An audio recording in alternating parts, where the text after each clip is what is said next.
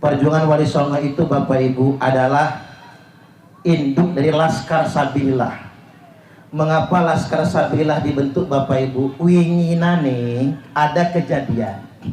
Apa kejadiannya? Banyak kiai dikamplengin. Nggak, saya takon kali jenengan. Kalau kiai dikamplengin kita terima nggak kira-kira? Nggak terima kan Mbak? Yang bisa pintar kita ini kan kiai-kiai kampung ini lah, betul nggak? Kiai kampung dikamplengi, dipersekusi, dan tidak ada yang membela Bapak Ibu. Ini masalah Bapak Ibu. Ini masalah. Dipersekusi. Nah, maka dibentuklah Laskar Sabilillah. Tapi agar tidak reaksioner, kata orang sekolah, reaksioner itu apalah ya.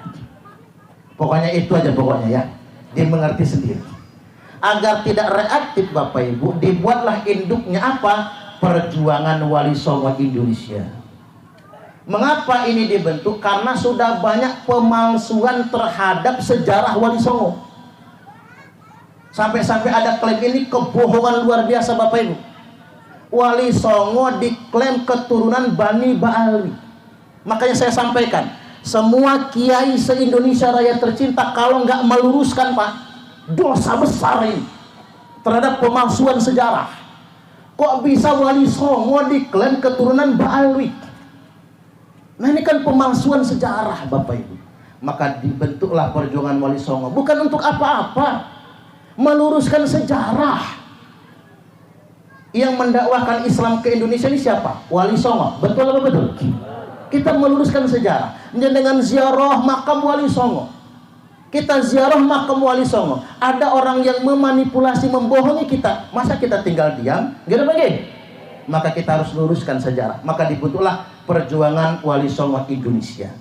Nah, apa misinya organisasi ini? Misinya organisasi ini, saya langsung ke hadis saja Bapak Ibu, biar bisa diambil maknanya. Rasulullah Sallallahu Alaihi Wasallam telah mengingatkan, dzakara fitnatal akhlas wa fitnatas sarra. Nabi mengingatkan, satu, fitnah akhlas, dua, fitnah sarra. Apa itu fitnah akhlas? Apa itu fitnah akhlas ya Rasulullah? Nabi menjawab, hiya fitnatu harabin wa harab. Fitnah akhlas adalah ujian di masa penjajahan, di mana umatku ini dijajah, hidup dalam peperangan, pelarian, dan pengungsian. Ini ternyata benar Bapak Ibu. Nabi wafat 14 abad yang lalu ya Pak. Tapi benar dawuh Kanjeng Nabi. Umatnya di berbagai macam belahan dunia dijajah oleh bangsa Eropa sampai Indonesia. 3,5 abad lebih kita dijajah oleh Belanda. Kita nggak bisa ngebayangin ya Pak, gimana nenek moyang kita dulu. Bu, enak kita ini menikmati kemerdekaan. 3,5 abad kita dijajah oleh Belanda. Di Indonesia ada 3 kelas bangsa. Satu bangsa warga negara kelas 1. Siapa itu? Belanda dan Eropa. Yang kedua, warga negara kelas 2. Siapa? Arab, Cina, India. Kemudian yang ketiga, warga negara kelas 3. Siapa? Indonesia. Mereka nyebutnya Inlander. Ini kita ini bangsa Irlander, terjajah, dihinakan sedemikian rupa. Makanya kita berjuang mengusir penjajah. Ketika kita berjuang mengusir penjajah, Belanda membawa Habib Usman bin Yahya. Ini sejarah, jangan ada yang menutup-nutupi. Belanda membawa Habib Usman bin Yahya dari Yaman, yang diangkat menjadi mufti Batavia, bersama Senok Horgronya, untuk memfatwakan melawan pemerintah Hindia Belanda, termasuk Bogor, termasuk Makar. Nah, ini kenyataannya Bapak Ibu. Maka kita bangsa tanah air, Dzurriyyat Wali Songo, merapatkan barisan melawan penjajah Belanda. Ringan sama dijinjing, berat sama dipikul, berdiri sama tinggi, duduk sama rendah. Kita berjuang bersama-sama, saling menguatkan, mengusir penjajah. Kalau kata Ki Hajar Dewantara apa? Ing ngarso suntunodo, ing madya mangun kerso tuturi handayani. Tapi sayang di zaman kemerdekaan diplesetkan. Ing ngarso numpuk bondo, ing madya mangan konco. Temen dimakan, menjegal kawan seiring, menggunting dalam lipatan, menjadi bara dalam sekam, menjadi duri dalam daging, tuturi golek rai. Ini di zaman sekarang. Fitnah akhlas, ketika fitnah akhlas berlalu, thumma fitnatu sarra, lalu masuklah fitnah di zaman kemerdekaan. Zaman sekarang ini 78 tahun kita merdeka, bangsa-bangsa di dunia umat Nabi sudah merdeka semua, tapi ingat ada ujiannya. Apa ujiannya? Dakhanuha min tahti qadama rajulin min ahli baiti. Fitnah itu akan keluar dari bawah dua telapak kaki laki-laki yang ngaku-ngaku ahlul bait, ngaku-ngaku anak cucuku, yaz'umu annahu minni walaysa minni. Dia ngaku-ngaku anak keturunanku walaysa minni, padahal dia bukan anak keturunanku. Wa innama awliya'iyal muttaqun, karena sesungguhnya semata-mata anak cucuku hanyalah orang-orang yang bertakwa. Ini menggunakan min litabyinil jinsi. Maksudnya apa? Kalaupun asli keturunan Nabi, tapi kelakuannya bertentangan dengan akhlak Nabi, enggak diaku sebagai keturunan Nabi. Apalagi cuman ngaku-ngaku, belum terbukti keturunan Nabi, dosanya besar sekali. Ini saya perlu ingatkan Pak kepada orang-orang tua kita, para kiai, para asatidz. Kita tidak mengarah kepada siapapun, tidak. Ini peringatan saja. Mereka mengatakan faqih muqaddam lebih mulia daripada Syekh Abdul Qadir Al-Jailani. Coba, ini jenengan mungkin sudah dengar semua, ikut majelis-majelis mereka, dimanapun mereka mengatakan faqih muqaddam lebih mulia daripada Syekh Abdul Qadir Al-Jailani. Padahal faqih muqaddam itu muridnya Syekh Abu Madian. Syekh Abu Madian itu muridnya Syekh Abdul Qadir Al-Jailani. Masa cucu murid lebih mulia daripada kakek guru? Kan gak masuk akal Pak. Tapi apa tujuannya mereka mensosialisasikan faqih muqaddam lebih mulia daripada Syekh Abdul Qadir Al-Jailani? Tujuannya mereka ingin menguasai semua thariqah yang ada di Indonesia. Dan sekarang mereka mengatakan thariqah Alawiyah di atas semua thariqah yang ada di Indonesia. Jangan mungkin pernah dengarnya. Mereka mengatakan thariqah Alawiyah lebih mulia dari semua thariqah yang ada di dunia ini. Na'udzubillah. Tujuannya ingin menguasai semua majlis-majlis thariqah. Satu, dua. Mereka mengatakan Mufti Batavia Habib Usman bin Yahya itu adalah mufti awalan wa akhirat, yang pertama sama yang akhir, dan tidak ada tandingannya. Sampai sekarang tidak ada lagi yang setanding sama beliau. Mengatakan Mufti Batavia sebagai mufti awalan dan terakhir dan tidak ada tandingannya, ini pengkhianatan kepada semua pejuang yang telah mengusir penjajah. Cocok atau cocok? Bu, ngerti nggak? Di sendiri nanti ya. Nanti saya upload soalnya nih Pak. Ini saya upload. Nggak boleh begitu. Ini kalau yang pinter-pinter yang nyantri tahu semua ini. Nggak boleh. Masa penjajah kita sanjung-sanjung Bapak Ibu. Mufti Batavia itu palanya dicekal sama Ratu Belanda sampai sedemikian rupa. Kita contoh Raden Intan. Raden Intan ketika datang utusan dari Yaman mewakili Belanda, apa kata Raden Intan? Kalau Anda memang anak cucu Nabi, iris tangan Anda. Kalau darah Anda masih merah, kalau tulang Anda masih putih, enggak perlu ngaku keturunan Nabi. Apalagi ngaku keturunan Nabi, tapi untuk membela kepentingan Belanda, kepentingan penjajah. Kemudian yang berikutnya, KRT Sumodiningrat, makamnya dipalsukan. Mengapa makamnya dipalsukan? Tujuannya untuk membelokkan sejarah. Dikasih nama Habib Toha bin Yahya dan lain sebagainya. Oleh karena itu Bapak Ibu, saya perlu peringatkan pada kesempatan kali ini, orang-orang yang ngaku anak cucu Nabi punya kewajiban membuktikannya. Dan berdasarkan penelitian Kiai Haji Imaduddin Usman Al-Bantani, menurut catatan kitab nasab, ada pemalsuan nama selama 5 abad lamanya. Maka bisa dipastikan Bani Ba'alwi yang ada di Indonesia bukan keturunan Nabi. 1, 2, berdasarkan tes DNA mereka bukan haplogrup J.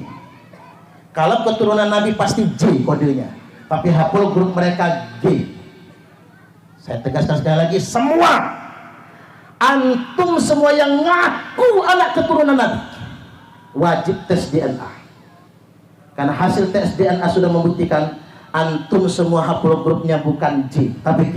Kalau G itu etnis Eropa Kaukasia, Yahudi Askenazi yang dulu hijrah ke Yaman lalu masuk Islam ketika Islam sudah datang. Artinya begini Bapak Ibu, kesimpulannya begini, gak usah panjang-panjang, pening sampean nanti. Bu, saya ngomong begini tidak ada maksud lain, bukan karena hati, bukan, nggak ada penyakit di hati saya, nggak ada untungnya juga bagi saya. Ngomong begini, ngaku anak cucu Nabi itu akidah Bapak Ibu, akidah. Mengapa? Kalau memang terbukti dia anak cucu Nabi, kita umat Nabi ini wajib untuk memuliakannya. Gitu begini. Makanya kita nggak mau memuliakan yang salah, maka wajib untuk membuktikannya. Lo ada yang nanya sama saya, Ustaz Parman, sampean ngapa ngurus-ngurusin orang, urus sendiri sampean sendiri. Saya membahas ini Bapak Ibu karena saya ini umat Nabi. Kalau saya bukan umat Nabi, bukan umat Islam, Pak, repot-repot amat saya ngurusin. Karena saya umat Nabi, saya wajib mempertanyakan ini agar tidak ada lagi yang ngaku-ngaku keturunan Nabi. Yaz'umu annahu minni wa laysa minni. Dia ngaku-ngaku keturunanku padahal dia bukan keturunanku. Wa innama awliya'iyal muttaqun. Karena sesungguhnya semata-mata wali-waliku hanyalah orang-orang yang bertakwa. Nah, agar nggak tegang, 5 menit lagi. Terakhir begini, kayak gini aja lah. Di sisi Allah yang paling baik itu adalah orang yang bertakwa. Gitu begini. Nggak penting nasab bagi kita Bapak Ibu. Inna akramakum indallahi atqakum. Di tengah-tengah manusia yang paling mulia adalah orang yang paling baik akhlaknya. Akmalul mu'minina imanan ahsanuhum khuluqa. Orang mukmin yang paling sempurna imannya adalah yang paling baik akhlaknya. Wa khiyarukum khiyarukum linisaihim khuluqa. Dan laki-laki terpilih di antara kalian semua adalah yang paling baik akhlaknya dengan istrinya. Bu, bapak-bapak di sini ini baik gak sih? Sama istri baik? Hebat ibu-ibu, pintar menutupi aib suaminya, padahal pengen jawab jahat. Pak, saya sampaikan kalian jenengan, walaupun udeng-udeng jedut langit, walaupun janggut tekan udel, walaupun sorbannya nyengser di tanah, tapi kalau jahat sama istri, itu bukan laki-laki yang baik. Cocok atau cocok? Walaupun jenengan biasa-biasa saja, ustadz bukan, kiai bukan, tapi sayang sama istri, itulah laki-laki terbaik. Cocok atau cocok? Maka sekali-kali panggil istri, Pak, Mama, meriki Mama, ente nopo Papa, Mama sedang membersihkan peleto. Lenggah Mama. Oh, istri duduk, kirain mau izin kawin lagi Bu ya. Bapak-bapak ngerogoh kantong kanan, banting duit 15 juta. Jeleger. Ini uang apa Papa? Ini uang belanja Mama. Gua tuku beras. bayar listrik, cicilan kulkas, cicilan Tupperware, cicilan seragam yang pink-pink ini. Kira-kira cukup mama? Cukup papa. Malah turah. Yo nek turah simpen sama mama. Alhamdulillah ngekep 15 juta, seneng istri. Diirit-irit biar bisa kan. Istri balik badan kata suami, nanti dulu mama, masih ada yang kurang. Ada apa lagi papa? Rogoh lagi kantong kiri pak, banting lagi 15 juta. Jeger. Ini uang apa lagi papa? Ini bonus untuk mama. Capek mama masak, capek mama ngurus papa ngurus anak. Ini 15 juta mangkato nang karang mama. Jangan pulang kalau nggak habis. 15 juta uang belanja, 15 juta bonusnya 30 juta. Mau nggak bu? Ngimpi ngantin cedut langit lah bu. Tapi kalau ada pak boleh. Maksud saya begini, nggak perlu pak senja dengan tahajud tiap malam untuk dikatakan bertakwa, betul itu nggak penting. Jidatnya nganti kapalan nggak penting. Kalau pengen tahu orang baik, lihat cara dia memperlakukan istrinya. Kalau saban harinya gentak, nggak baik dia, nggak baik berarti. Apalagi pelit bu. Ibu-ibu ini pak paling sebel sama suami yang pelit. Ngasihnya cuman dikit, itu pun diungkit-ungkit. Ada nggak zaman sekarang? Yang mana? Jangan-jangan Pak Kades lagi ya. Bu Maya mana Bu Maya sih? Oh, jenengan pelet apa Pak Bu Maya itu Pak? Jangan-jangan di pelet Pak Albert ya, jangan-jangan ya. Kok dapat yang cantik betul gitu. Baik Bapak Ibu, segitu saja dulu yang tadi perlu diambil manfaatnya, yang tidak berkenan abaikan saja. Tapi yang jelas pada kesempatan kali ini saya hendak sampaikan, bersyukurlah kita menjadi umat Nabi. Yuk kita semua menjadi umat Nabi saja, lakukan kebaikan sebisa kita, dan ingat orang yang paling mulia di sisi Allah adalah orang yang paling bertakwa dan yang paling baik akhlaknya. Kami adalah Laskar Sabilillah, pecinta Wali Songo dan para anbiya, pewaris peradaban Islam di Nusantara hingga berkibar bangsa Indonesia.